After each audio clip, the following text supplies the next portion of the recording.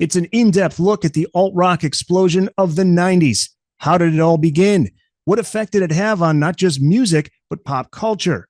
And how did it come to an end? All of that coming up next on Booked on Rock. Welcome back to Booked on Rock, the podcast for those about to read and rock. I'm Eric Senich, back for another visit on the podcast is author Greg Prato, whose latest book is titled Alternative for the Masses, the 90s Alt-Rock Revolution and Oral History. Greg, I have decided to do an official count because I know last few visits you're asking. Yes. Do you have the most visits on the podcast? Okay. This is your 11th appearance on the podcast. You are now tied with the great Martin Popoff. Ah. Okay. So you have 11. He has 11. Who will get to 12 first? We shall see. Well, at the end of this episode, I will announce what my next book project is. Maybe that will lead to a 12th appearance. Okay. That's a teaser. And you just told me what it is. This is huge. I did, news. But we're gonna save it till the end of this interview. You got to listen to this whole interview. Yes, huge news. So we'll get to that. Okay. So we're at the perfect age when this era of music that you cover in this book blew up. Yep. Okay, and you say it in the introduction. Most articles and documentaries, they make it seem as if Nirvana just came out of nowhere, and grunge rock was overnight. But there was a long lead up to this. I mean, this goes back to as far as mid 80s, maybe even before that. Yeah, well, I mean, we can go back to the late 60s if you want with like the Stooges. I mean, that was the seeds of punk rock, MC5 Stooges. But I mean, really, if you want to just kind of, most people point to the 80s, with Jane's Addiction, REM, those bands. Is that the goal of this book, to tell the complete story? The goal of the book for me is, I always have to make this clear. I love Nirvana. I love Kurt Cobain. But there were a lot of other bands, and in fact, bands that I loved as much as Nirvana and still love as much as Nirvana. It's not just Nirvana. It's become over the years, people, when you walk into Target, you're assaulted with Nirvana shirts being sold. You don't see so many Shudder to Think shirts being sold or Sebado shirts being sold. You know what I'm saying? Right. Which, I mean, of course, Nirvana far outsold those other bands. But I mean, I listened to Faith No More, Blind Melon, the Smashing Pumpkins' first two albums, Primus's early albums. There's so many bands I listen to as much as Nirvana and love as much as Nirvana. So I kind of just wanted to shine the spotlight on maybe some other bands that either people don't know about or maybe that people forgot about and may be able to rediscover through this book. Let's talk about the early alt-rock scene. These bands were literally the alternative to what commercial radio and MTV were playing. Chapter 1, titled Setting the Stage. Alt-rock was like a tea kettle simmering throughout the 80s slowly, and then boom, it hits. And there are some great quotes in this chapter. Corey Glover of Living Colour, one of my all-time favorite bands, talks about Soundgarden opening for Living Colour. This is very early on, and he was blown away by this. Talk about that early scene. So the late 80s. At that point, I'm just talking about from my personal experience. I'm listening to primarily heavy metal. Then I know with me, my friends, and a lot of people probably, we are kind of becoming sick and tired of just like what MTV is playing. It's very predictable. The production of the late 80s is just, I can't even listen to it. I mean, just to give an example, sadly, the great Ace Frehley recently passed away, and I was listening to some of his 80s solo albums, and his first album is good. The production sonically is good. But then I heard a song off his 1989 album, which is called Trouble Walking. It was actually the title track. And to me, it was like unlistenable, not because of the song, but just the production is so harsh and so 80s with that cannon drum, and it just so, and it's said built for stadiums and arenas. It had that big sound to it. But see, which is what Pearl Jam was kind of pissed off about with 10. Yes, it was produced like a Def Leppard album, and that's not what they wanted. And then they ended up remixing it years later. Yes, but what's funny is I just mentioned that specific song by Ace Frehley sounding the way it sounded, and it's like harsh and just But meanwhile, it's funny, he came from the band Kiss in the 70s. Their early to mid albums are some of my favorite sounding albums because they sound so live, and especially the first actual live album is the most, a bit, of course, what's funny is I'm going to say it sounds very live, but we all know that it was heavily, heavily overdubbed, so it's not really alive, but But just still, the sound. Yeah. yeah, it's funny you But say that. I was just blasting Alive on my way home today before this interview. But to get back to your original question, so in the late 80s, it just, there were some great bands. Of course, we had Jane's Addiction. But for people like me that were just kind of getting out of heavy metal or looking to maybe broaden our like horizons, there were certain bands that are definitely the bridge between heavy metal to then what becomes alternative or is alternative that then becomes huge in the early 90s. Bands like Faith No More, Jane's Addiction, Living Color, Soundgarden, and then of course later we have also Smashing Pumpkins. So those bands really I think connect the dots for a lot of people that were maybe into hard rock, heavy metal, but wanted to, listen to alternative rock or just wanted something a little bit different that wasn't just heavy metal. I think that was, like those bands I think we can thank for kind of setting the stage a bit.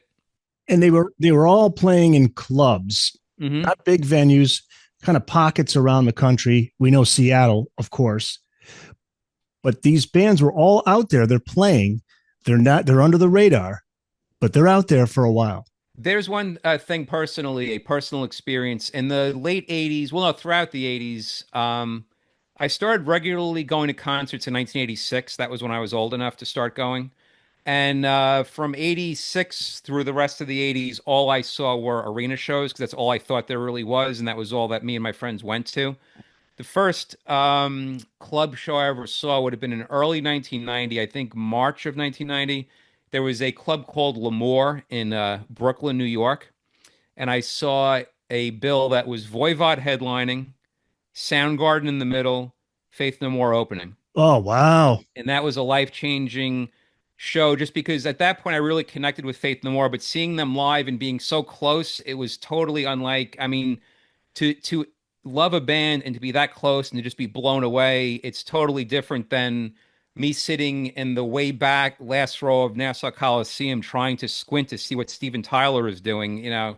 It's just a totally different ball game, totally different vibe, different energy. Guys jumping in the audience. I mean, you're not going to see Paul Stanley jump in the audience. Right, right. Yeah, I mean, that was the sign that something was coming very soon. Exactly. Let's go back to Jane's Addiction. They are so important, and I was fortunate enough to have a college roommate who was into Jane's Addiction early on. Huge fan, played their stuff all the time, and I came around to them, and then eventually became a huge fan. As you write in the book, the importance of Jane's Addiction's 1990 to 1991 infiltration of the mainstream cannot be overstated. Matt Pinfield, you talked to for the book, longtime DJ, former MTV VJ, told you this band should be credited as the most important. Talk about Jane's Addiction and why they're so important. Well, like I said, Jane's Addiction really appealed to so many different people. And they were huge without really having a big mega hit single. Like they never had like a Smells Like Teen Spirit. The song Been Caught Stealing was, popular, but it wasn't like a top 10 single. The song called Mountain Song was also huge amongst just rock fans. And it seems like over the years, the song Jane Says has become almost like a stairway to heaven for like alternative rock people. But when it first came out, it was somewhat popular, but it wasn't what it's become now, which is like an all-time classic song. So the thing that I think really makes Jane's Addiction so important is, of course, Lollapalooza. That's what really I think proved to people that yes, there's something going on, there's something on the horizon. You don't have to be stuck listening to. I mean, I hate to name bands, but like Winger. You don't have to. Which honestly, Winger gets a very bad rap because they are great musicians. Kip Winger is a very. I don't know if you know this. He actually writes like symphonies and stuff now. Yeah, yeah, he was nominated for a Grammy. Yeah, so I mean, honestly, I shouldn't even badmouth Winger because they're actually very talented. I'm talking more about like at that point, it's like the fourth and fifth wave of like bad, like hair metal, where it's just nothing original. Yeah, Which is funny if we skip now to about 1995, then we have the fourth or fifth waves of like Nirvana and Pearl Jam, right? Yeah, it came back around, same Yeah, so thing. it's funny how it's just a circle that it's always the same, no matter what. A band will come out that changes everything. Say Guns N' Roses drops, then you don't get bands that do their own unique version of Guns N' Roses. You get bands that are just mimicking Guns N' Roses, and the record labels love that because that's easy just to put out a band that sounds just like, Guns N' Roses, and hopefully they're going to score a hit. That type. So that has always gone on in music. That will always go on in music. Back to the Beatles, back to everybody. I'm curious what you think of Kennedy's quote in the book. Kennedy was a longtime MTV VJ. She Yes. told you that if Jane's Addiction didn't break up in 1991, they would have been right behind Nirvana in terms of massive popularity. What do you think about that? If they stayed together in the 90s, what would they have become? I think it's possible, but then again, I don't know how middle America. I mean, one thing to Perry Farrell's credit, he was really pushing things. I mean, now the whole transgender thing and everything is, I think much more welcomed and much more like accepted. It's definitely much more discussed. Late 80s, early 90s, there was still a lot of like homophobia and things like that. If you just look at some of the comedians of the time, some of like the song lyrics, whether it be hip hop or, certain metal bands. Um, so I don't know how much Jane's Addiction would have been able to go over in, some state that's maybe not that progressive. But I mean, who knows? It could have happened. We don't know. I mean, of course, David Bowie was huge, right, in the 70s, and that was even further back in the quote unquote dark ages of progressive thinking and things like that. Yeah. So we never know. I mean, personally, I love Jane's Addiction. That's also a band that I listened to especially for that period in the early '90s that I loved as much as Nirvana. Nothing shocking is the best. It's perfect. There's nothing. And they also break up just at their peak, which I personally think was a mistake. They should have just kept going, but they broke up when they broke up. Let's talk about Nirvana, specifically Nevermind. That's unquestionably the moment that knocked the door down, let all the alt rock slash grunge rock bands in. Matt Pinfield, going back to him again, he told you that nobody could have predicted how big Nevermind would be. No. And he says if they said that, they'd be lying to you. What did you think of Nirvana when you first heard Smells Like Teen Spirit? Well, I just want to say Matt Pinfield is 100% right. At that point in 91, I was pretty well aware of what was going on with like the underground and stuff like that. And the only thing I ever heard, the only way I ever even saw any mention of Nirvana, there were a few photos a year before of Chris Cornell wearing a Nirvana shirt. That's the only thing I ever knew about Nirvana before. It was a very weird thing. Before Nevermind came out, there was definitely a buzz. Like I would be reading Rip magazine, or I remember even reading, I think it was like Billboard magazine, and people were praising this album. They're like, "Oh, this album is what, like, I forget what the quote was, but like, this is what teenagers listen to in the back of their cars," or like it was like some really intense descriptions, meaning that this is a very important album that's really going to shake things up and also change things.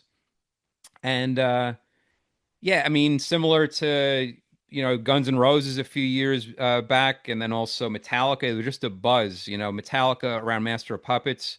It was like a undeniable buzz. Guns N' Roses with Appetite for Destruction. You couldn't deny that there was a buzz, and you couldn't predict it. There was no way to predict that these bands. And it's funny too how all these albums come out within like a few. Master of Puppets is in '86, Appetite in '87, the Black Album in '91, and then we have Nevermind in also '91. So these huge, mega selling albums all come out kind of at the same, in like the same era almost. You talked to Butch Vig, who produced the album. He said the album changed his life, but he didn't like talking about it for a while. Why was that? And then what changed his mind? He started talking about it again. He talked to you about that. I believe he said when he went back and worked on like a 20 or 25th year anniversary or 10 or I forget what the year was, but some anniversary edition. But I mean, everyone's different. I mean, some people, I guess, don't want to talk. I guess maybe also because of the way that Kurt Cobain died and everything, maybe it left like bad, like, memories or something. And I Butch don't know. Vig produced a lot of albums by other bands, so I'm sure that was part of it too. In fact, I'll tell you what, my favorite Butch Vig productions are not Nirvana. It's actually the first two Smashing Pumpkins albums. Yeah, I love Siamese Dream. Siamese Dream, I think, is by far Butch Vig's best production. Yep. That's just my personal observation. I just did an episode on My Bloody Valentine, which I knew little to nothing about and didn't realize how influential they were and didn't I love realize, that band. yeah, how brilliant Kevin Shields was and is. And Smashing Pumpkins, Billy Corgan, heavily influenced by the sound, the guitar sound, the production, and you can hear it in Siamese Dream. What's funny is I got turned on to that band. I remember it was would have been in 92 I got turned on to them, and it was through, or may no, maybe 93, 93. I was reading an interview with Vernon Reid of the band Living Color, who I was a huge fan of and I'm still a big fan of. And he was talking about albums he was listening to, and he mentioned the Loveless album by Siamese, excuse me, by Loveless by My Bloody Valentine. And I remember back in the days, if there were some CDs you had that you did not like, you can go to the record store and trade them in and get store credit. So I grabbed some CDs I was not listening to anymore, and I traded in for My Bloody Valentine. And at first, it did not really register. I thought it was okay, but it didn't really. I don't know. There was something about it. I guess it was because it was so different sounding than what I was listening to. Yeah, But over the absolutely. years, I've become a massive fan of that. That's one of my favorite albums of all time, especially of the 90s. I can't stop listening to Loveless. Every single song on that, it's addictive. I was telling the author about that. I said, "Thank you for introducing me to this band." So, Yes. some sidebars in this book that are great. One's titled Madonna Goes Grunge. The band Candlebox, signed by Madonna's label Maverick, they got to hang out with her after a show. Yes. I believe it was. I think Kevin Martin says that it was after a Rush show at Madison Square Garden, if I'm not mistaken. Yeah, yeah, yeah. Right. Yes, and I think Madonna's big quote, or her suggestion to Kevin is, "Oh, you know, you really got to read to like get yourself to be like a better lyricist." And I got to say, I'm not the biggest Madonna fan, but her lyrics, I don't think are really her strong. I mean, has anyone really ever said, "Oh, I love Madonna's lyrics"? They're Right. really, Exactly. yeah. What a moment though. That must have been. You devote a chapter to how the 90s alt rock movement had a big effect on not just the music of the time, but fashion, politics, and even the way audiences behaved in concert. What did the people you spoke with have to say about how much the bands influenced politics? Because that was huge. MTV was was a huge influence on young people voting in the early 90s, the 92 election. Yeah, in 1992, MTV had a thing called Rock the Vote, and it was a series of commercials where you had people like Chris Cornell, I remember, just suggesting that people go vote. I remember going to Lollapalooza in 1992, and Al Jorgensen from the band Ministry at the end of the show brought his daughter out on stage, and she was very young, and he said, I forget the exact quote, but it was like, you know, for the children of tomorrow, we all have to vote or something like that. And I remember even Dave Mustaine of the band Megadeth, although they're not alternative rock. He did a whole thing in the summer where he was, I think, at the Democratic convention, and he was the MTV correspondent, and he was like interviewing people like politicians and stuff. So MTV was was really integral in a part of the whole process of the upcoming election, which was Bill Clinton and also the first George Bush. And yeah, people point to that for swaying the election in Clinton's way because they made, I remember like Bush came off looking very old and like not hip, and Bill Clinton came off as like a younger, more hipper with it type candidate. So he wound up winning, and a lot of people point to MTV's influence for that. I've definitely read that over the years. Then he played saxophone on Arsenio Hall, Yeah, right? he did. Now, He the did. other thing was stage diving. Oh, That yes. was the other thing. Crowd surfing. I have to say, Crowd surfing. Yeah. I never crowd surfed, and I hated crowd surfing because I remember Wait, what's the specifically. difference between stage diving and crowd surfing? Isn't that I the will same? say, yes, stage diving is you have to go on the stage and you jump out in the audience. Now That's that right. at least, yeah, so that at least you see someone coming at you, so you could put up your hand. Crowd surfing I hated because I remember actually a few specific shows. I remember seeing Faith No More at Roseland, Living Color at Roseland, and seeing Blind Melon a few times in smaller venues. And you're watching the audience, so you can't see obviously what's behind you, and someone with their nice big Doc Marten shoe is coming behind you and hits you or kicks you as hard as they can in the back of your head. So you have no way of. I remember there was at the Faith No More show, I tried getting as close as I could, and I lasted for maybe one or two songs. I found myself at one point just watching it with my hands like this because I was just bracing Yeah. myself. I was like, you know what, forget about this. So I just went in the back. So yeah, at that point. at that point it was getting too popular. Even it was different than seeing Faith No More at Lemoore, where it's 1,000 or 2,000 people. Then we go to Roseland, which is like a few thousand people. So When did mosh pits get big? Wasn't that around the same time? yeah, that was. I'm trying to think when I would have first show I ever. So I mean. Well, I mean, moshing really, you could say like thrash metal really brought that to the metal audience with Slayer and things like that. I know like Slayer shows would have mosh pits back, and also, of course, Anthrax had the song called "Caught in a Mosh." So you could credit thrash metal for really bringing moshing into rock music. It wasn't really alternative. Alternative music of the '90s, of course, co-opted that. And I remember going to like Fishbone shows, and there was insane moshing and things like that. Fishbone. Yeah, my roommate loved Fishbone too. I have never moshed in my life. I've never crowd surfed. I have never stage dove. I just stood in the back and watched and tried to just enjoy the music. And that's why you're here today. Right, right. Otherwise, you may not be standing here today. Quickly, I'll just tell you. I saw a show once. It would have been the fall of '91, just as Nevermind was hitting. I was going to Stony Brook University, and there was a double bill that played the Gymnasium of Stony Brook. It was Fishbone headlining with Primus below them, and it was insane just how vicious the moshing and crowd surfing was. There were people who were coming out. There was one poor girl came out on a stretcher. I don't know how injured she was, but I mean, it was just totally insane. I just could never understand what the attraction was of that. Greg Prato back on the podcast. His latest book is titled Alternative for the Masses, the 90s Alt Rock Revolution and Oral History.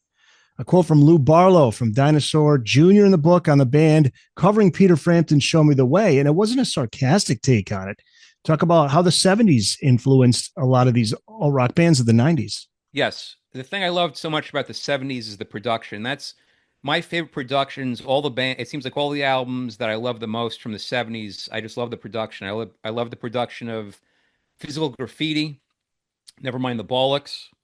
Uh, Kiss Rock and Roll Over, I think, is a great production. And what's great about those albums I just mentioned, it sounds like just a band on a stage with just everything is mic'd and you just let it rip and just record it. And that's totally what you get with a lot of the 90s productions, or even it started in the late 80s with we mentioned Dinosaur Jr. Then as we go on Sonic Youth and bands like that, it's more of a real production. It's not like that horrible late 80s where that horrible drum gated sound that it's like a Yep. cannon going off, that it's just so dated and bad sounding. I mean, as much as I love Living Color, I go back and listen to Vivid, and even Vivid sometimes has that bad drum thing, which is a shame because Will Calhoun, the drummer in Living Color, is absolutely phenomenal. Absolutely. And that album, Vivid, from start to finish, so that's a perfect album. Yeah, what's funny is they put out an album that tends to get overlooked in 1993 called Stain, and that's my favorite Living Color album. It's a very dark sounding album, and I love when bands get dark. Like I love, of course, Van Halen Fair Warning we talked about in the past. Stained has Type on it, right? Yes. No, no, no. No. Type is on their second album, which is called Time's Up. Okay, Time's Up. That's right. Yes, Stain has the big hit on that was called Leave It Alone. Oh yes, great song. Yeah, and then they had a song on it that should have been a hit, but unfortunately the video, like what I talk about in the book, it wasn't even me that says it's other people. What's funny with alternative rock, it was definitely kind of a scaling back with like the shows were in clubs and things like that. The production was more raw. But one thing that didn't change was the production for music videos. It was still these hundreds of thousands of dollars with these stupid directors thinking, I mean, not all of them, but like certain directors thinking that they're making mini movies. So anyway, so to get back to Living Color, for the song Nothingness, like the video just wasn't appealing. It wasn't that good. The single just never did anything and never took off. It may have been a hit in like other countries, but it should have been a massive hit here and it just never took off. And I say it could be due in part to the video not being very good. Yeah, because that's another great song. And I do song. remember Rock Radio playing the single on there. Yes. Yeah. Should have been a hit, and the album Stain should have been massive too. I love that album. To this day, I love that album. Very experimental band. I saw them at Toad's Place in New Haven, and they were doing some crazy shit, man, where there were some people that are expecting, like, when are we going to hear all the popular stuff? And they would go into these long instrumental jams, like fusion and stuff like that, which I appreciated. I loved it. And they're still they're still together. I mean, they're still I saw them 2 years ago on a bill. They went on first, and then the band Extreme was headlining. And I'll share a secret with you and everyone listening to this. okay. Living Color blew away Extreme. Oh, Yeah, so I'm just gonna put it out there. I was so it was they were so phenomenal. They looked great, sounded great. The set list was great. I highly recommend people go see Living Color. They're as good now as they were back when I saw them in the early '90s. their bassist Doug Wimbish is lives right near me here in Hartford, Connecticut. Okay. Yeah, Yeah, Corey Glover is one of the most underrated singers ever. He, to this day, and I've even told him, I said, You're singing now better than like you ever have." He real I put him up there, like I talk about in the book. There's a whole chapter about singers, and part of the reason why I wanted to do that chapter is I wanted to, of course, I love Chris Cornell, but it seems like everyone is like, oh yeah, the '90s alternative rock singers. Yeah, oh yeah, Chris Cornell was the best. He absolutely was the best, but so is Jeff Buckley, so is Bjork, so is Shannon Hoon, so is Corey Glover, so is Lane Staley. The list goes on and on. hey guys, back to the show just a bit, but first I want to tell you about an exclusive deal for Booked on Rock viewers. Get 15% off any purchase at oldglory.com. Over 300,000 officially licensed items covering music, sports, entertainment, and pop culture. Merchandise featuring legendary music artists like Bob Marley, The Beatles, Grateful Dead, Pink Floyd, Led Zeppelin, and many more. Go to oldglory.com and make sure to use the promo code BookedOnRock. Also find a link in this episode's description, or just go to bookedonrock.com and click on My Deals. Handful of producers who played a big role in some of the decade's standout albums, one being Steve Albini. You were one of the last people to interview him before he passed away. He produced In Utero from Nirvana. Who are some of the other big producers and what made them stand out? The 90s sound. We were just talking about the 80s sound. What made those guys stand out, and did they capture the raw sound, the raw energy of these bands? Right. Right? Well, one gentleman that I interviewed for the book who's a very underrated producer is Paul Q. Calderi. He produced Holes, Live Through This, but then he produced great albums by the band called Morphine, who's one of my favorite. I absolutely love that band. They never really get the credit that they deserve. He also produced the first Radiohead album. He actually, I think co-produced it. The album called Pablo Honey that has the song Creep on it that everyone knows. Sure.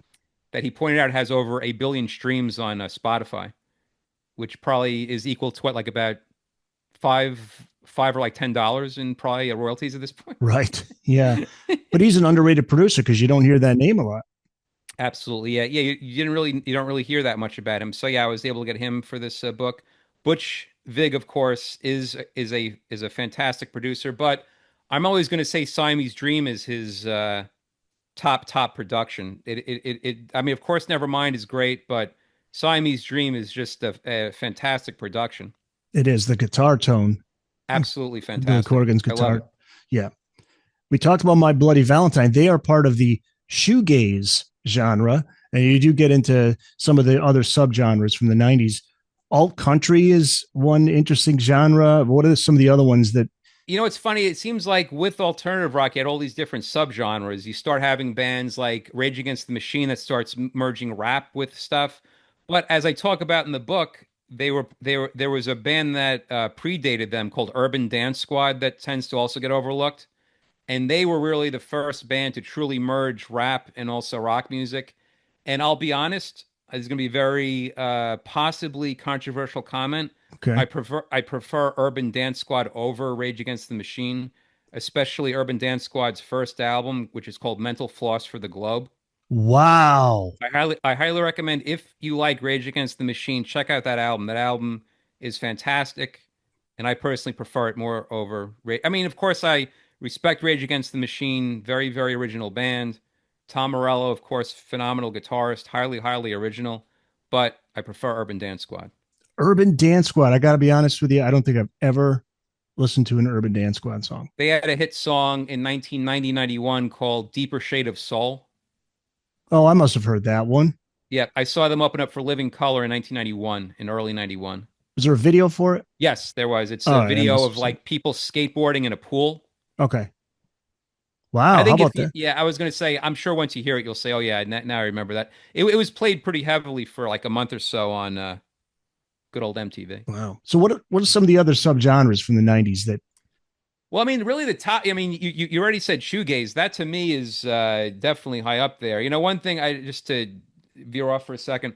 One thing that was great about doing this book too is I went back and listened to albums or even heard some albums that I maybe didn't or wasn't that familiar with. Like I went back and heard them, and there was an album that I loved in 1994 by the band Lush called Split. And I had not heard that in decades. And I went back and listened to it and I fell in love with it again. It's one of my favorite 90s albums. I love that album. And that band is one of the leading shoegaze type bands. Of course, My Bloody Valentine is probably the top shoegaze band.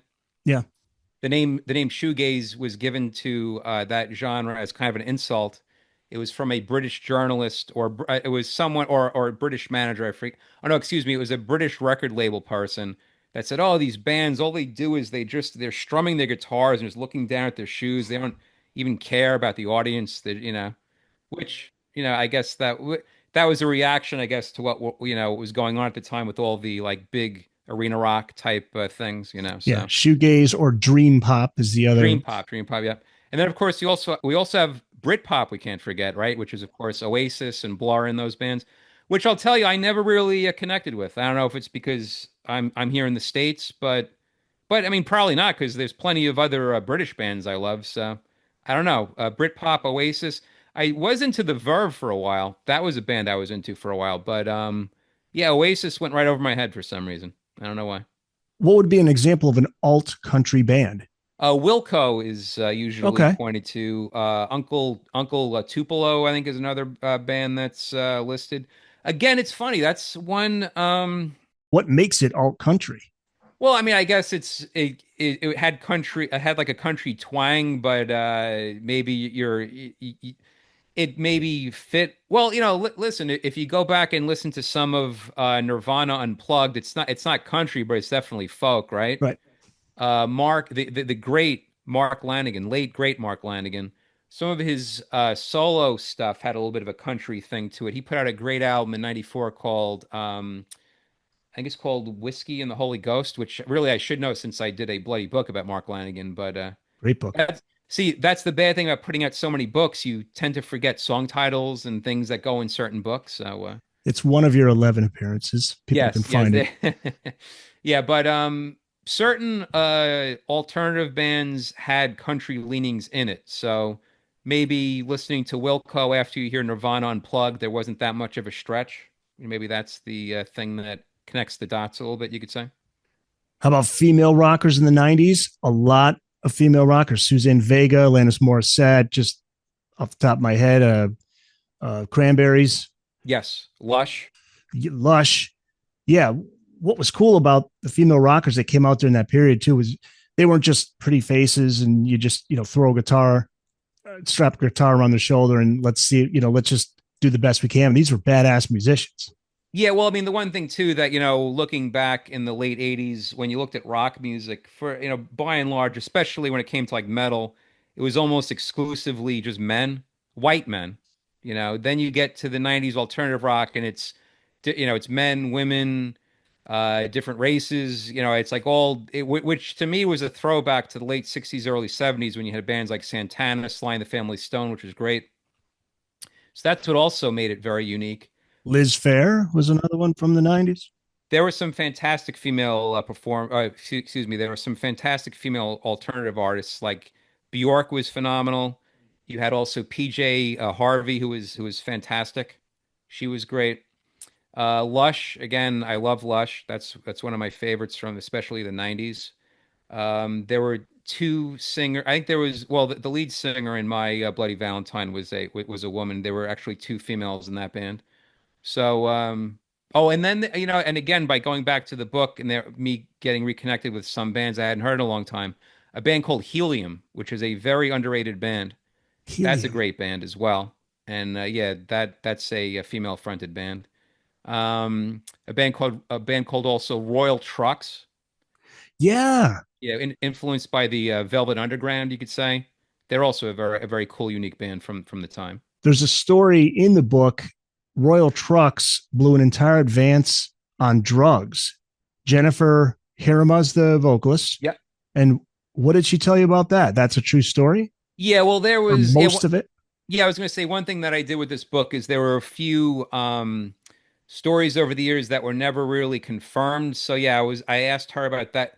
That was a famous story in the alt rock underground that Royal Trucks blew a whole album advance on drugs, and it's partly true and it is true, but it wasn't like a huge $1 million advance.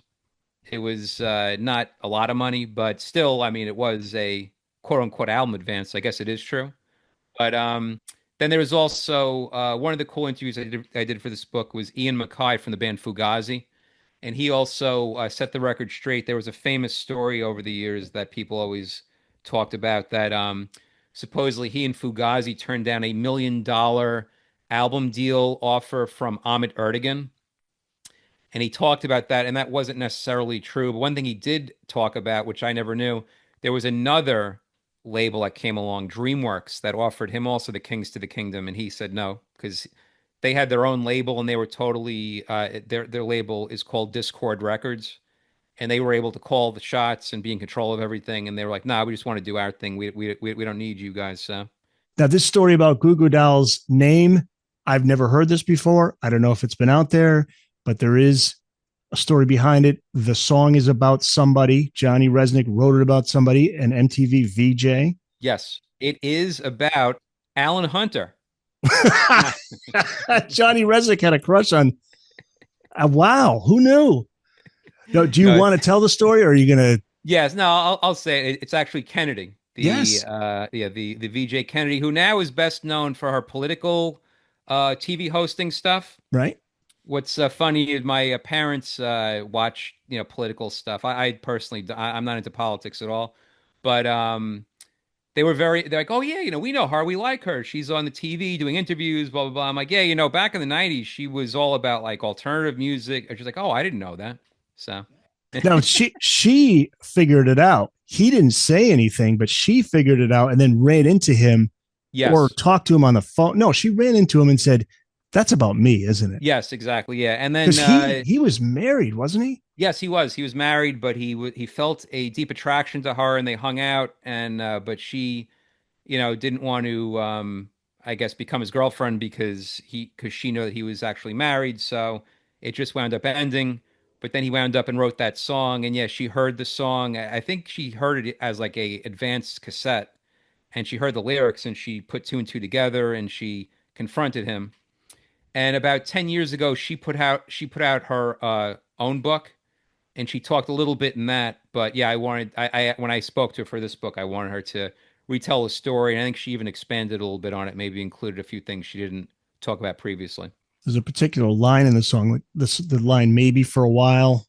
There was a specific line that really had her. I'll be honest, I was never a big fan of that song, so I can't really, I can't, the lyrics I can't tell. I mean, I could recount the lyrics to the song Galaxy from the band Blind Melon, but not so much the song Name by the band Goo Goo There Dolls, you go. Same here.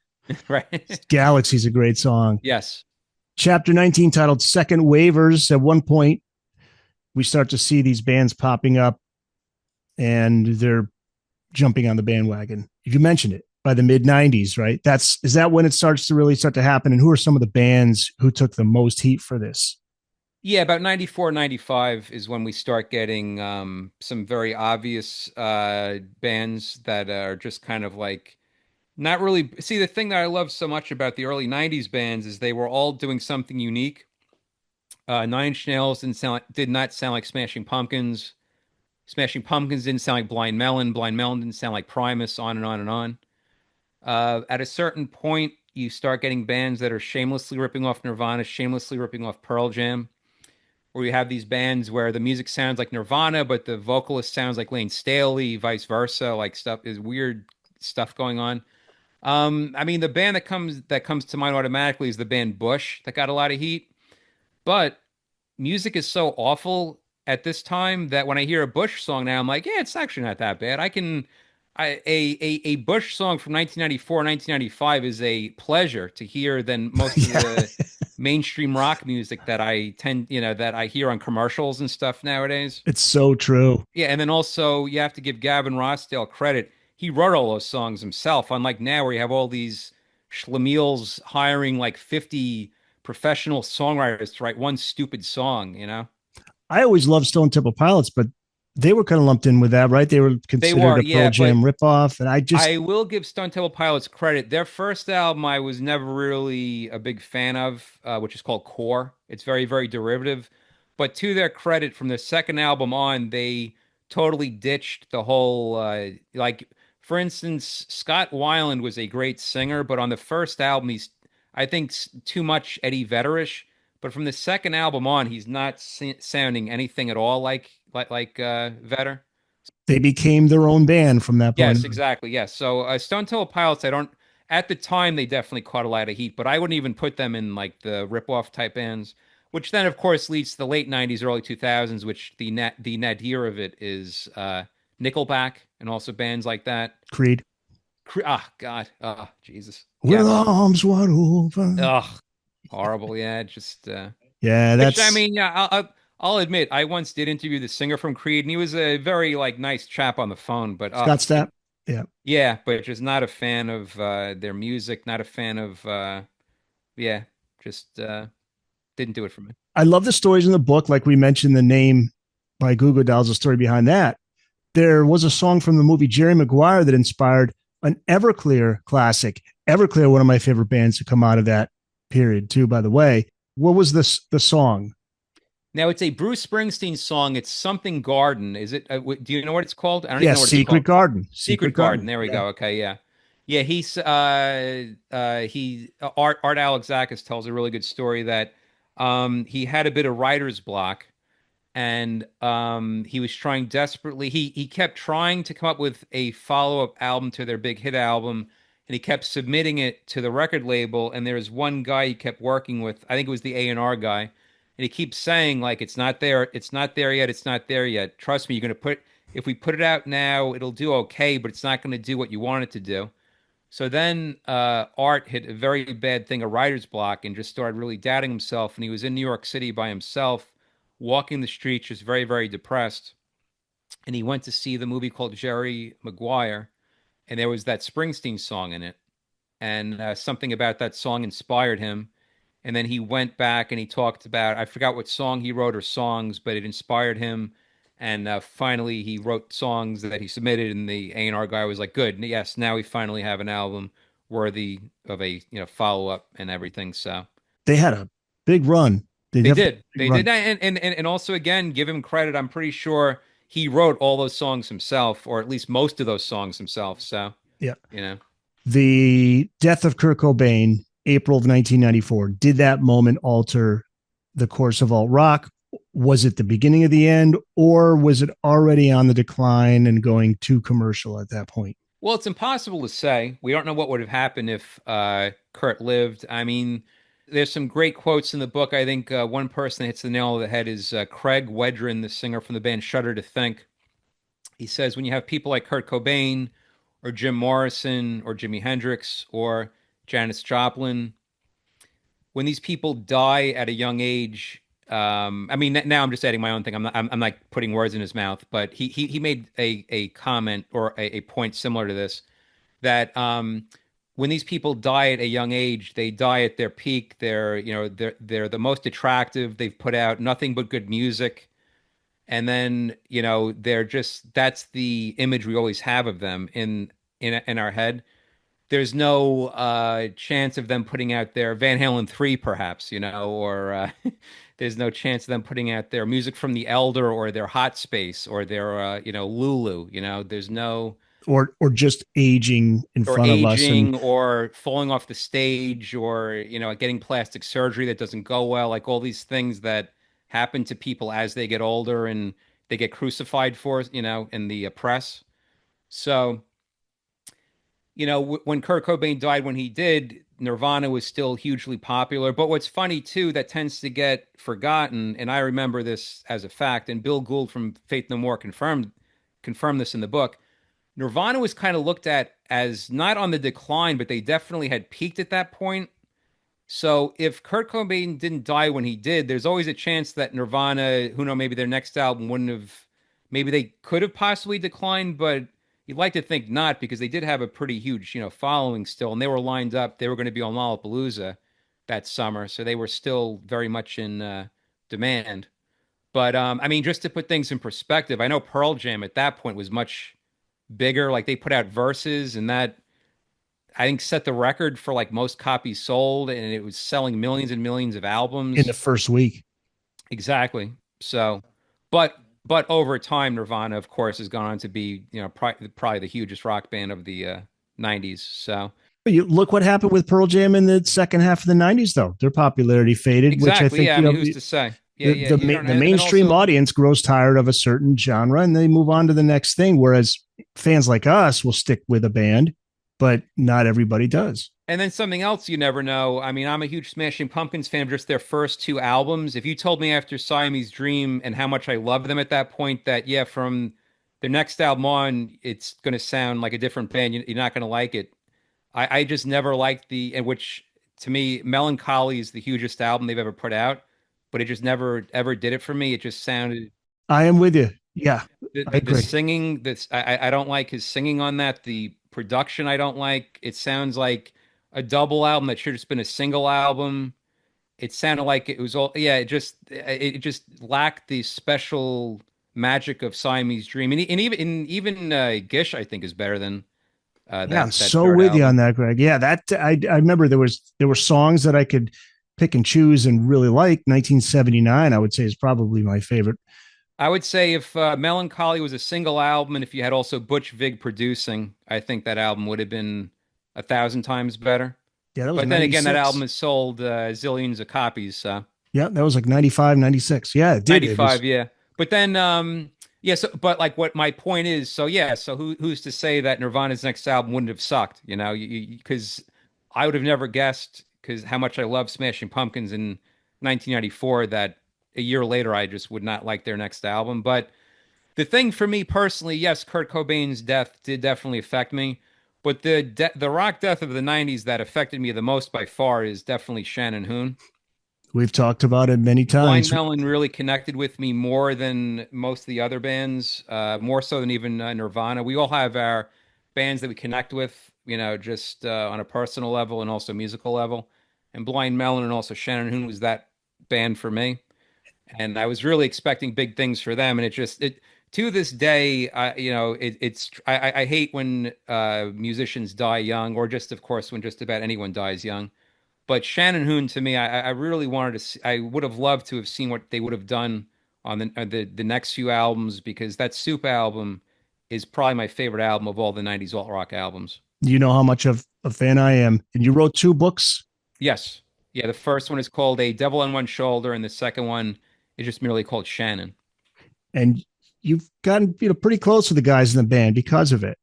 Yeah, actually, Christopher Thorne just texted me yesterday. I sent him a copy of the book, and I interviewed Roger Stevens for this book, and Christopher thanked me for there's a picture of them in that, and there's mentions of Shannon and also Blind Melon music throughout. So that was pretty cool. Well, I guess it answers my question. This is the last question is what do you think? And there are a lot of underrated or forgotten bands that you shed light on in this book, which is great. If you had to pick one, who's the most underrated band of the 90s? Is it Blind Melon? Yes and no, because underrated. I mean, that first album sold millions and millions of copies. So, Blind Melon is better known than, say, Morphine, or they're better known than Grantley Buffalo, or they're better known than the band Slint. But all those bands I just mentioned are all fantastic. So if you had to pick one, the most underrated that really didn't get much attention and should have. Hmm. Let's think about that for a second. Yeah.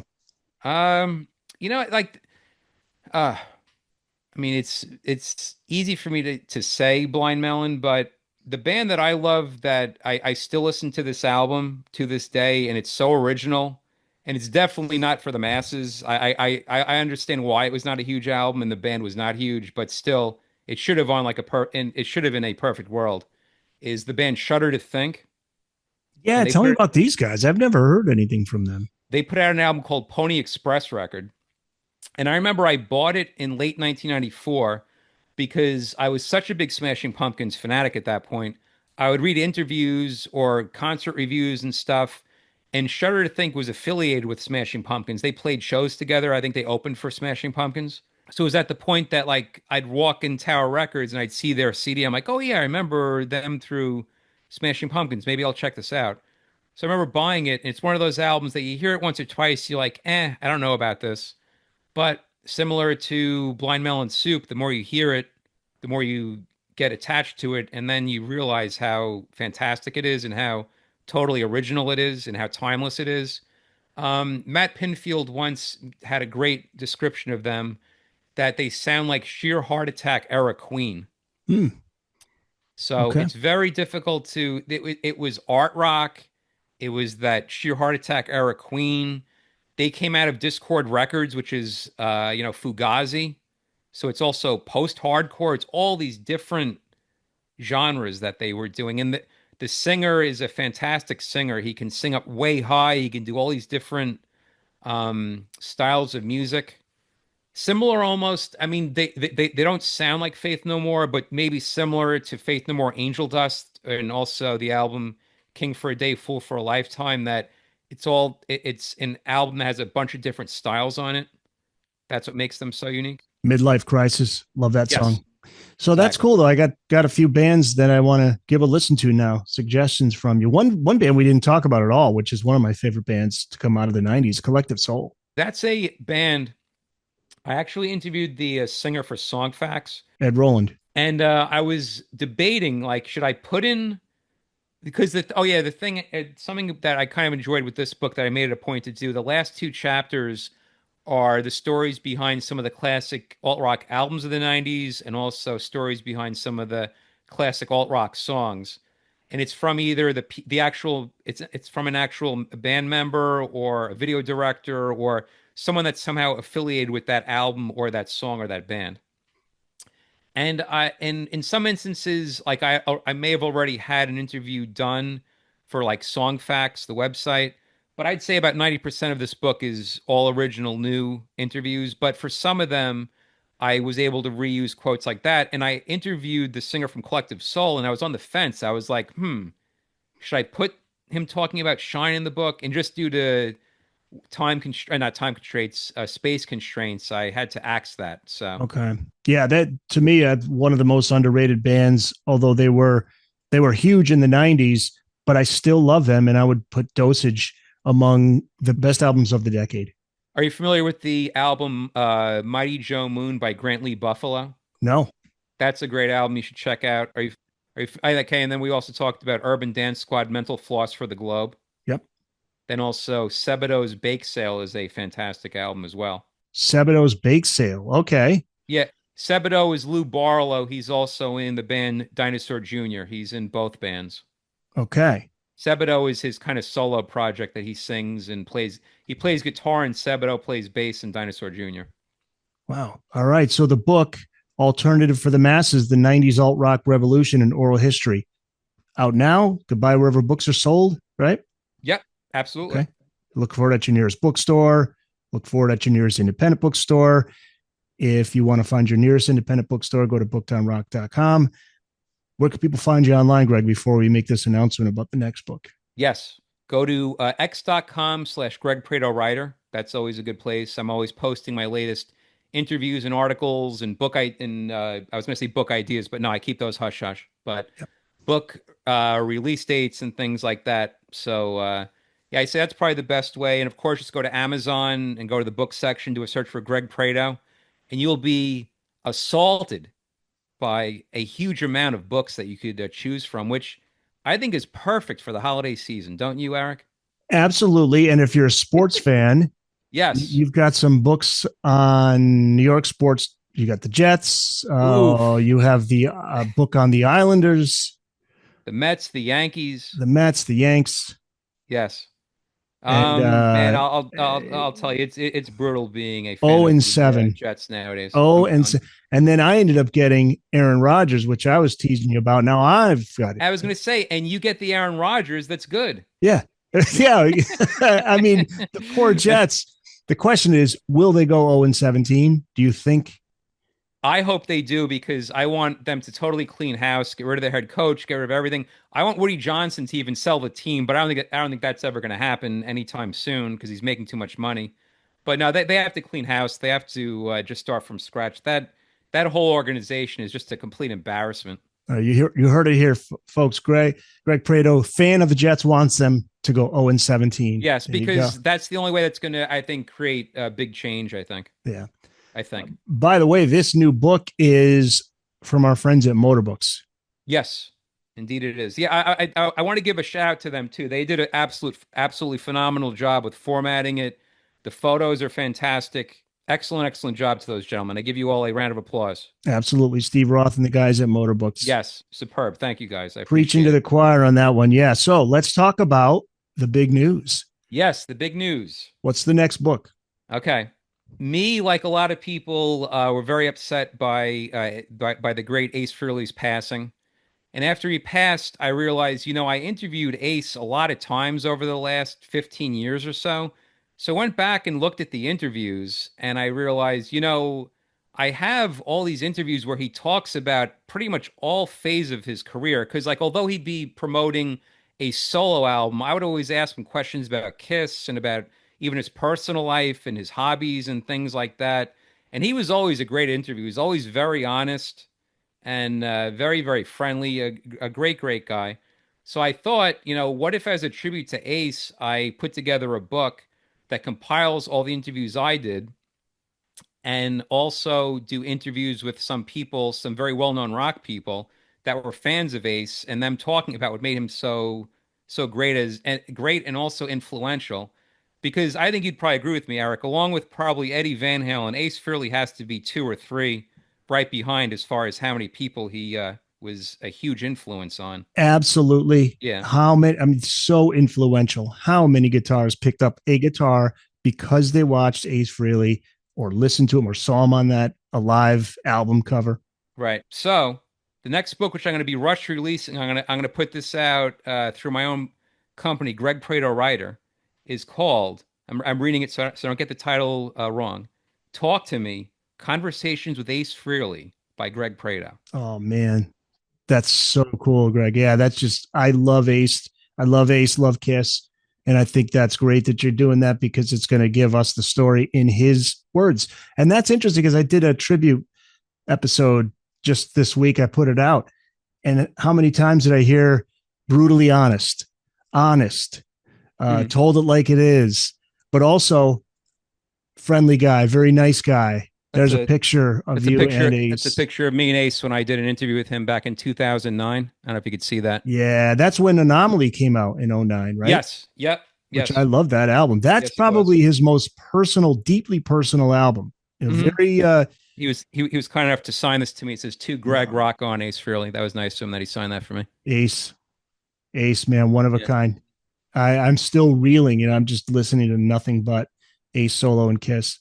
Yeah, it's definitely hit me the same way when, of course, Eddie Van Halen passed away, Neil Peart. It's sad that we're just at the age now that these guys are getting old, and they just sadly part of life. What's different from Eddie with Ace was, as a journalist, I'm sure you'll agree. I mean, Ace was a guy who could give great interviews and didn't mind doing interviews. Eddie was a little shy, he didn't want to do that kind of thing, and I think for Ace, that helped him a lot, kept him in the spotlight. He always enjoyed talking about it. And again, told it like it is.